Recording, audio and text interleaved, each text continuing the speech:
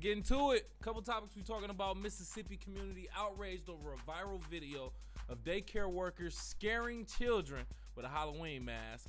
There's a town employee who quietly lowered the fluoride levels in the water for a few years. We also discussing that. And we also talking about kids with disabilities facing off the books school suspensions. Why is this such a bad thing? We listen to music from Alex Vine and we watch the Impact Atlanta on BET Plus. We're gonna talk about all that in sports, starting with Pop Tops. That's coming up. You kicking it with KC. Yeah. Let's go. Popular topics, Pop Tops that may or may not be talked about in the news. Starting with this first one from balleralert.com. This is talking about this viral video that you might have seen. This is talking about a Mississippi daycare. They had the staff workers having a Halloween mask on, one of them specifically, and was going around scaring the kids. Now these kids are hollering, screaming, like they clearly don't like this at all. Like they're even like one of them even running away, and I listened to one of the videos, and they're doing this because I guess these are the bad kids. These are the bad kids. So they saying, oh, you're supposed to be cleaning up. You gonna stop being bad? And this is their tactic. Not only are they laughing, other staff members laughing, aiding and abetting in the situation, but they recorded it, obviously, and they chose to put it out. So now, the thing about it is, they're saying that the owner told people that 4 employees were fired from the daycare after learning about incidents that was captured on video last month. So now they're trying to, or the owner's trying to make it seem like they don't know anything about this, and when they find out about certain things, employees are fired. I feel like if the staff knew that they would be fired for this, they wouldn't have done this, unless they're just that dumb, or the owner, they just know the owner really doesn't care. So now you got this situation. Now, should the staff workers be charged for this? What should be the situation? Because right now there's an investigation going on by police in the Monroe County Sheriff Kevin Crook. They opened the investigation, he said, but no one has been criminally charged yet. I feel like someone should be immediately charged and taken care of and arrested. Not only are you scaring other people's kids, like literally scaring them, you don't know what you're doing to their health, or they're just you're traumatizing them, but you're recording it and putting it out, and and everybody else is laughing. Y'all don't know what these are doing to kids. Would you do this to your own kids? I think they should immediately be arrested while the investigation is going on. I don't know what Monroe County Sheriff Kevin Crook is taking so long for. Now, I also got to ask this question. And feel free to chime in on the comments and the live chat, and also call into the show 313-466-4386.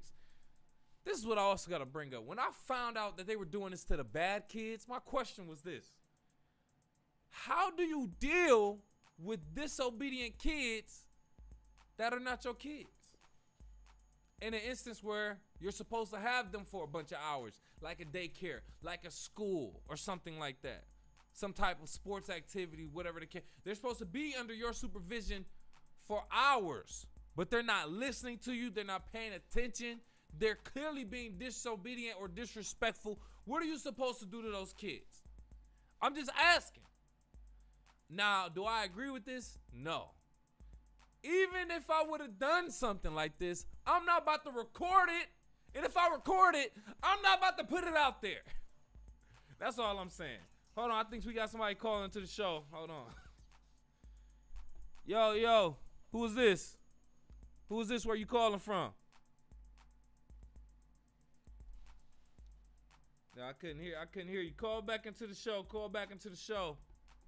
Whoever that was, call back into the show. Make sure we good on the audio. But anyway, I think bad kids should be disciplined in some way. But do you have to scare them like this and put it out there? No. But however you discipline them, I just feel like as long as you're not physically harming them, find some type of way to discipline them. Let's see who we got calling to the show. Yo, you kicking it with KC? Who? They keep hanging up. whoever that is, and keep hanging up. Call back. But anyway, how do you discipline kids? Let me know what you think. Also, even if they are just celebrating Halloween, Halloween is a stupid ass holiday. I think it should be banned federally. Nobody should be allowed to celebrate Halloween. Why is it a fun thing to be scared? Why? Outside of Halloween, do you want to be scared randomly by somebody wearing a mask? Hell no. Why do we celebrate Halloween? Dumb to me. Let's see who this is. Call from Tiana Robinson. To accept, press 1. To send a voicemail, press 2. Yo, you kicking it with KC. Who is this? Where you calling from? This is Tiana Robinson. I'm calling in from Grand Rapids, Michigan. Tiana Robinson, Grand Rapids. Thank you for watching. Thank you for calling in.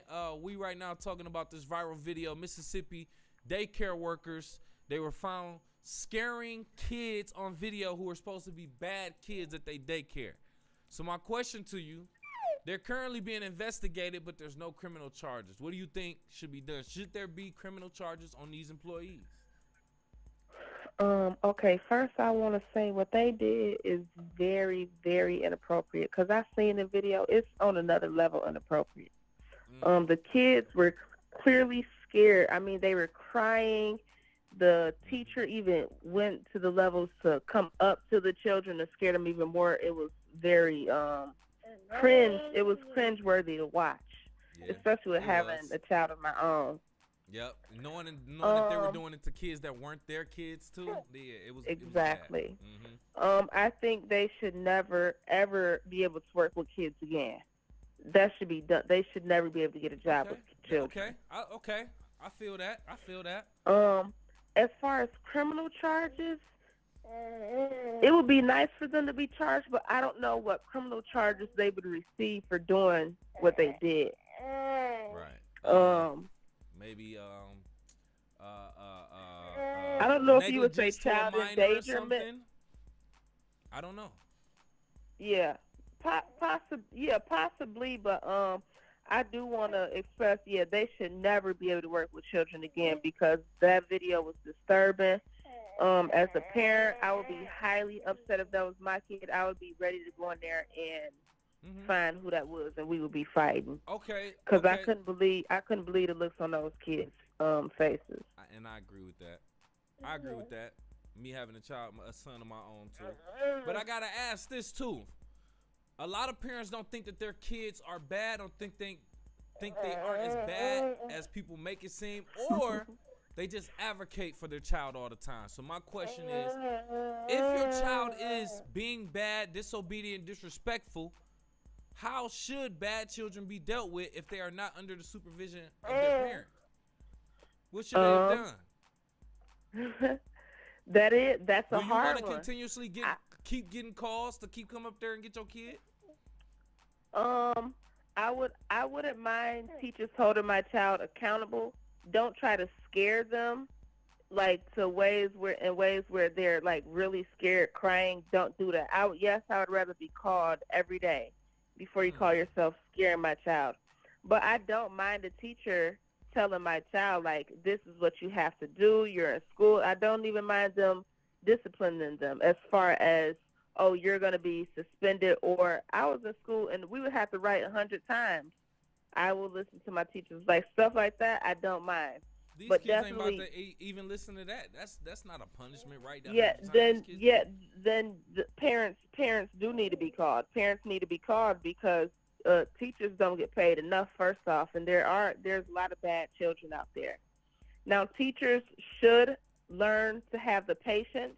I know you can only have so much patience. They should have more patience than your typical person because they are dealing with a bunch of different personalities, some bad kids, some kids with different learning abilities, all that. But if they're being bad to the point where they feel they can't control them or get them to listen at all, I would prefer a teacher to call me every day so I can get my child in check, because some of these kids out here do have no home training and barely listen to their parents, so I can only imagine with teachers. Teaching is a hard job. I feel it. Okay. All right. Well, I appreciate you calling in. But I would prefer the phone calls. Okay. All right. Well, I appreciate you calling in. Thanks for the phone call. Thanks for listening. All right. All right, thanks. Yep. Yeah, that was a good one, man. Let me know what you think. Go off in the live chat in the comments. We about to go ahead and switch up this topic real quick. We about to talk about a town employee. This is coming from apnews.com, the Associated Press.com.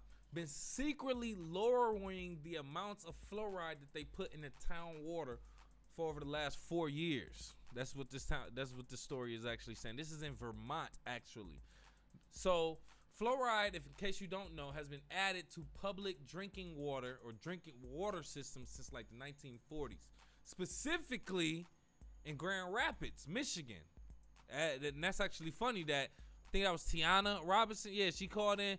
It's actually in Grand Rapids, Michigan, where they started adding fluoride back in 1945 into the water system. And from there, they continuously added it. And initially, it's supposed to be to protect our teeth from getting cavities.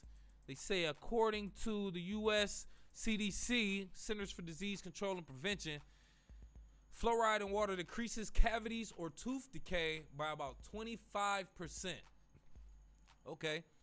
Which reported in 2018 that 73% of the U.S. population was served by water systems with adequate fluoride to protect teeth. So that's why they're saying in this situation, specifically in Vermont, in this small town, they're saying, hey, some parents even noticed that they were getting cavities in their kids' teeth for the first time. Now, I think they're kids. They're eating candy. Yes, they're going to get cavities. Let them teeth fall out. Now, I know it's dumb. It's a dumb theory, right? But, okay, let them experience being a kid. As long as they're not going overboard, that's your point to watch. But they're kids. Let them eat candy. Yes, they're going to get a cavity or two. Get a feeling. Get it moving. I don't even want to make it about me. But the point is, fluoride in water has been going on since the 40s. And it's a common thing to help prevent cavities. Now, this person is Kendall Chamberlain, Richmond's water and wastewater superintendent. And he went and said that he has an issue and worries about quality control in the fluoride used in U.S. drinking system because it comes from China. Who knew that? Now, if you don't know, most goods come from China. That's not excluding fluoride, apparently. I'm just learning this as I'm reading this. It's actually something that's been going on. A lot of people have been talking about Chinese fluoride. Why should we continue to trust a product from China that we all depend on? Water. We all need water. You're putting it in our drinking water. We need this water for everything. And you're just voluntarily putting this in this to protect our teeth from cavities. And it's only giving us a 25% chance of it's 25% decrease of cavities and tooth decay. So here's my thing. Why are we talking about cavities, the fluoride, rather than the fact of what we consume to get cavities in the first place? Let's talk about it. Let me break it down. So you sell us on needing something to help us to protect from damage of eating something that you sell us. And by you, I'm talking about the U.S. government and corporations, which I feel like is just the big man in general, the big fella. So I think we're talking about the wrong thing. We're focusing on the solution to a problem that shouldn't even be in place in the first place, right? Us all getting cavities, tooth decay, that's due to the products that we consume. Why are we allowing corporations to sell us products and goods and food that's going to decay our teeth in the first place? That's because we're a capitalist system, right? Capitalist country. Not all countries allow fluoride. That's my whole point. Is it necessary to have fluoride? Or should we just be regulating the things that we consume as American people? That's just what I think. Let me know what you think. Go off in the live chat in the comments and call into the show. We need another caller. 313-466-4386. If we ain't got no callers, we're going to go ahead and switch. This next topic, we're talking about kids with disabilities facing off-the-book school suspension. This comes from apnews.com. This is another local story in Michigan, right? So a mom, I should say, kept receiving phone calls from the school talking about her son needing to be picked up. Now, her son has ADHD, so she's trying to figure out, why is it such a big issue that I, as a parent, have to come to the school to pick my kid up? I'm assuming that they're in there tearing some shit up. You go to the school and find out, you expect them to be in there just tearing the chalkboard up. You go there and find out your kid is just sitting there, calm, drinking a juice box or something like that. So they're saying, why am I being called in the middle of work talking about a disruptive child? My child is just sitting here peacefully with an apple juice. And that's because teachers or staff that are dealing with children with disabilities are just getting short-tempered and fed up with just the small things that children with disabilities do, i.e. situation where a child, in this case, was not listening only because they were having an issue with doing math. Mentally, it was mentally messing with them. They can't conceptualize math the same way most of us do, so they weren't doing their work, I guess the teacher was saying. So the teacher sent the student to the office and then called their mom. And then the mom is saying, yo, they got ADHD. I talked to my kid after we was in the car, and he said, yo, I just couldn't do math. It was just I was having trouble processing it. Should the mother be called for this? And they're talking about these type of things are already protected under federal law, because federal law protects disabled students from being repeatedly disciplined or removed from school for behaviors related to their disability. If they are suspended for more than 10 days, families are entitled to a meeting with the school to determine whether the behaviors are a result of the child's disability. If they are, in fact, a result of the child's disability, the school must offer adjustments instead of suspension. You have that right as a parent. A lot of parents didn't know this. They just let the school bully them and bully their child out of that school system. They let the teacher say, yo, I can't deal with this student. They're not listening to me. So yeah, they gotta go. Call their mama to come get them. Since y'all don't want me to put my hands on them or scare them or something like that, right? Come get them. So they gonna keep calling, and then the parents are getting fed up with it. Why am I calling, but I come down here and my child ain't cutting up? They calm. You just need to be patient with them. So these they aren't necessarily suspensions. They're off the book. What do they call them? Informal removals. They don't get marked in the records. They're not on the child's records. The fact of the matter is, that's a bad thing, because when a parent wants to bring up the fact that they keep getting removed for certain reason or a certain amount of time they keep getting called, the school doesn't have record of it. They don't keep record of it.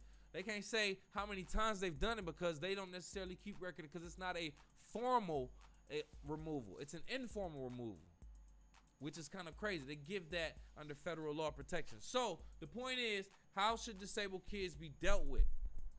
If you don't want your child to be, if you don't want to be continuously called, parents are losing their jobs, what do you want these teachers to do? What do you want the staff to do? What do you want them to do? Right?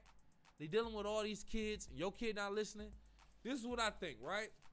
Put the kids with disabilities in a certain class with kids with disabilities, or with a teacher that's trained to be a lot more patient.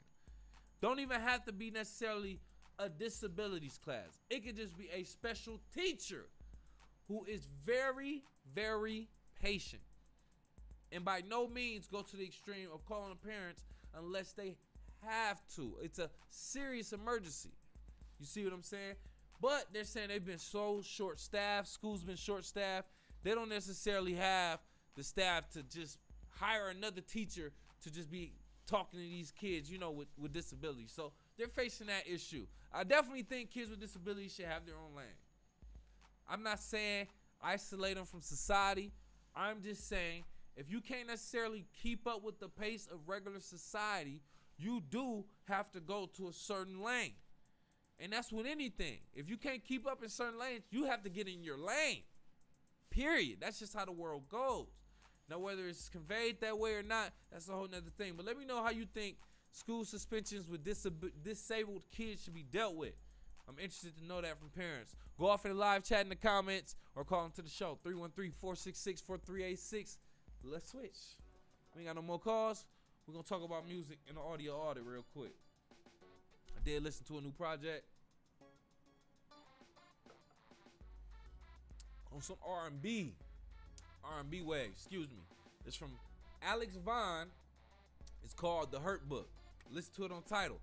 No endorsement. But anyway, it was 8 tracks, 24 minutes, so just slightly under what I usually like from a project.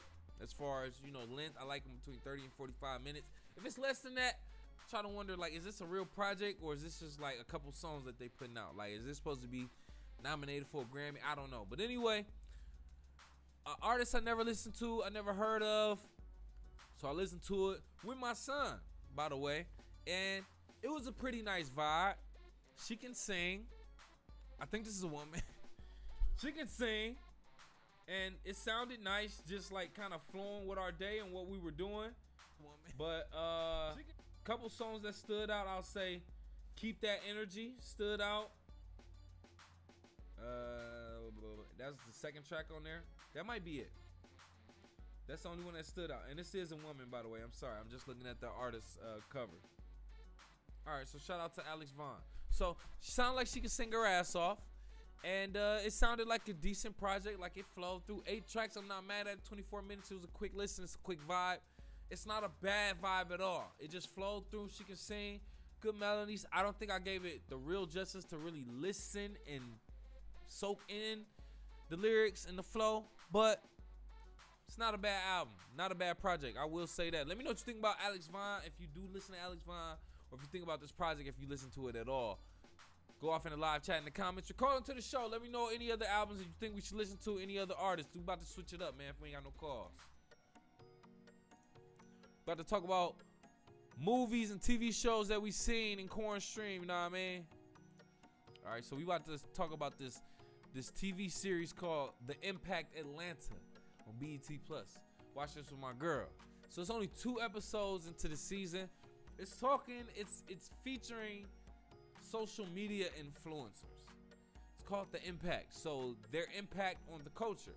And it's Atlanta, obviously, which is like the mecca of the culture and everything. So it's starring Des Dior, Jada Waiter, Lakeisha and her best friend, which is a gay hairstylist. He's a celebrity hairstylist. He's a guy on there. And I don't know who else. But anyway, they was all Ari Lennox. No, I'm not Ari Lennox. Ari Fletcher, Moneybag Yo Girl. Whatever, Ari Fletcher, Moneybag Yo Girl. So this is what I want to give real quick. My real synopsis of it, right? Whatever the case. I just want to say, I think this is just a bunch of girls who just been famous for the niggas they've been messing with. They famous for the niggas they've been messing with. Now, they are business owners now. They are influencers now, obviously. But, yeah, women are going to idolize the women who are the girlfriends of the rappers and the basketball players and that type of shit. Like, yeah, that's all they really are, to be honest with you. So, yeah, they have businesses. They're taking advantage of their following. Yes, I would, too. So, yes, I would. Now, some of them business owners since, 12, 14, 16, something like that. Jada Waiter said, okay, that's perfectly fine. Was she making millions or making the same amount of money she was making since 16? I highly doubt it, my nigga. So anyway, I think these a bunch of women who are just prissy as hell, bougie as hell. I'd be like, get your goofy ass out my face with all that makeup and that weave. You just an average hood rat chick. I be inflamed their ass. But anyway, objectively speaking, it's interesting because you get into the life of some social media influencers. Women in Atlanta. Hey. But it's not my bag. I will say that. So, Impact Atlanta BET+. Let me know what you think about that. Go off in the live chat, in the comments. Call into the show. 313-466-4386. Let's switch. Let's talk about sports, baby. From the stands of a sports fans, my man's Pots and Pans. We're going to start off talking about boxing MMA. So we got next weekend now. It's coming up next weekend, next Saturday, October 15th. Clarissa Shields, Flint's finest, gonna be fighting Savannah Marshall, O2 Arena in London, middleweight championship. Let's go, Flint. Deontay Wilder versus Robert Helenius, October 15th, that same day. Pay-per-views, Barclays Center. Not as big a fight, but it is being promoted. I saw it on my Instagram the other day. Jake Paul, the problem child, gonna be fighting 47-year-old. I should get Jake Paul's age. That nigga like 20-something. 47-year-old former UFC fighter Anderson Silva, October 29th in Phoenix. I said all that to say Jake Paul is way younger. Anderson Silva is a former fighter. He's 47. He probably got grandkids by now, nigga. Yeah, he's a former champion, but he's former. You're picking your fights just for entertainment, but it's for entertainment. It's gonna sell the nigga. So anyway, Floyd Mayweather. Speaking of selling fights just for entertainment, he's gonna be fighting another YouTube star named Deji, Deji, D-E-J-I. Still ain't learned this nigga name. And an exhibition fight November 13th in Dubai. So have fun watching that out. We'll talk about the highlights, which we know Floyd gonna win. And then Terrence Crawford versus Errol Spence Jr. That's actually confirmed November 19th. And then we got Tyson Fury versus Anthony Joshua December 3rd, baby. So we're gonna keep it moving with another sport unless you got something to talk about. You wanna say something? Huh? Oh yeah, I didn't think so. Are we about to talk about I don't even think I really had this plan to talk about, but I didn't have nothing written down for this. But MSU got stumped on by Ohio State. They got that ass whooped, losing 4 in a row, all to teams in the Big Ten Conference. This is literally just going off the dome. Then Michigan remains undefeated, beating Indiana. I think Indiana. Now they're going to face Penn State coming up this Saturday. Are they going to remain undefeated? Are they going to beat Ohio State? That's going to be the big matchup. Is Jim Harbaugh going to beat Ohio State for a second year in a row? He beat them last year. Can he do it again? We here for it. We're going to talk about it. That's why I just wanted to get that off real quick. Let's go ahead and talk about... Get this off of here. We about to talk about the NFL. So we get into the NFL. Week 5 is underway right now. It already kicked off. So you got the Patriots spanking on my Lions, unfortunately. And the Patriots are working with a second-string quarterback. This nigga name is Zappe. Making his first NFL start against the Lions, too. First NFL start at home, too. And got a win. The Lions made their second string look like Super Bowl defending champions, nigga. It was embarrassing. They did not score. It was like 35-0. Fire Dan Campbell. This nigga, every time you got the camera on this nigga, he looks like he's about to cry. Nose all red like Rudolph. Like, come on, man. What are we doing? At this point, I just feel like the owners, y'all dropping the ball, bro. Y'all just playing with us. At this point, I'm surprised we even won one game. I just want us to continue to tank, and just keep building the team. Keep building the team until we get a for sure legit squad. Because I'm tired of getting hyped up in the preseason and off-season for nothing.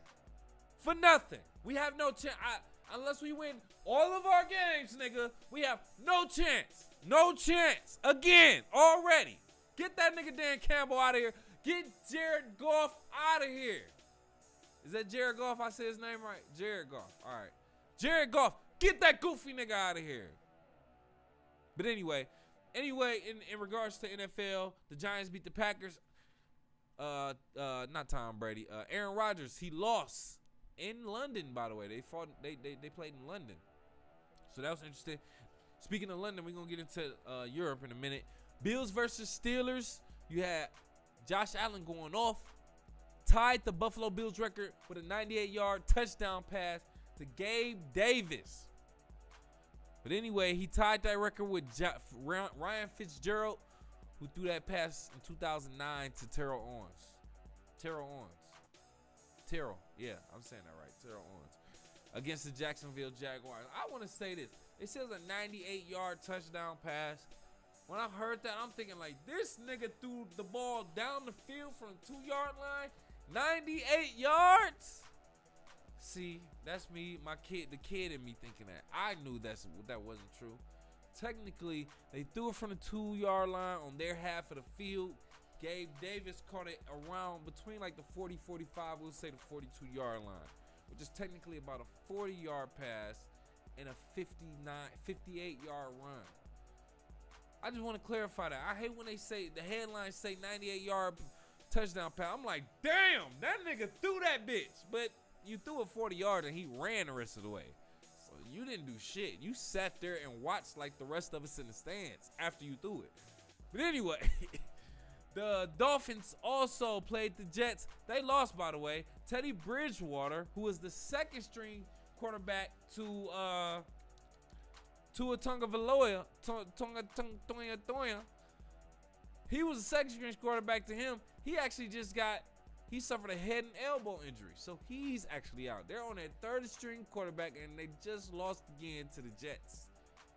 They lost to the Jets. They're on their third string quarterback. They about to start putting in a receiver or a running back for their damn quarterback in a minute, man. Crazy. Couple other games going on right now. The Rams are playing Cowboys right now. The game might be wrapping up. We're in the third or fourth quarter right now. As a matter of fact, we'll take a look. But anyway, it started off crazy. Matthew Stafford, Rams quarterback. First play or first drive of the game, he gets sacked, fumbles. Cowboys pick it up, score a touchdown. Immediately.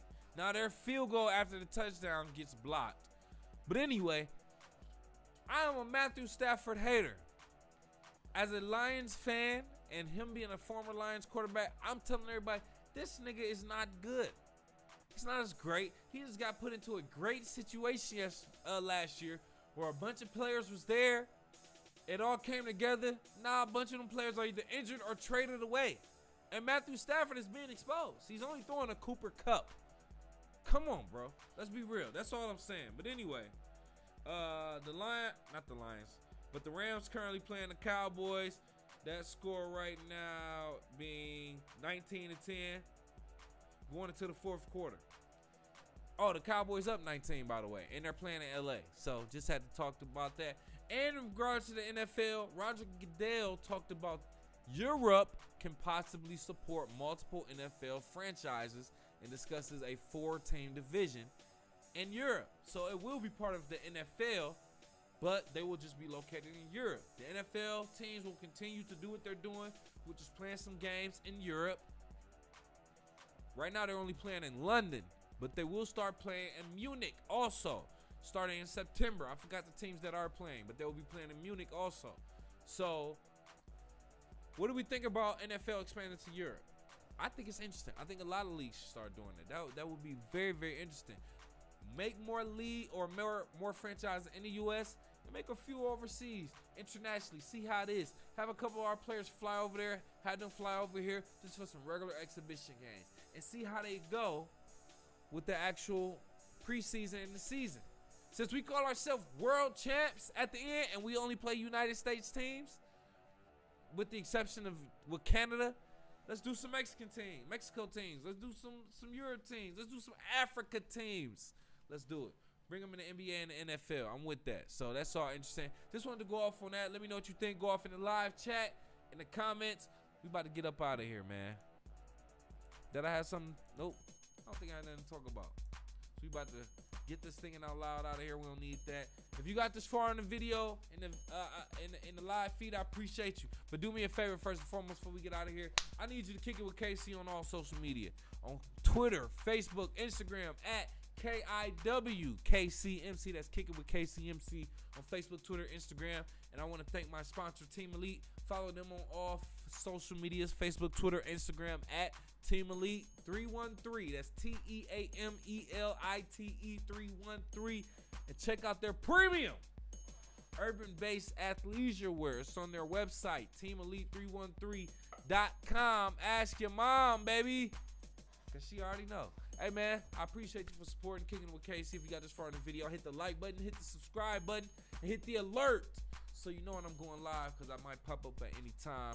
But Sunday, Tuesday, Thursday, 8 p.m. or in the evening time, you will see me. Thank you, share. Tell a friend to tell a friend. We up out of here.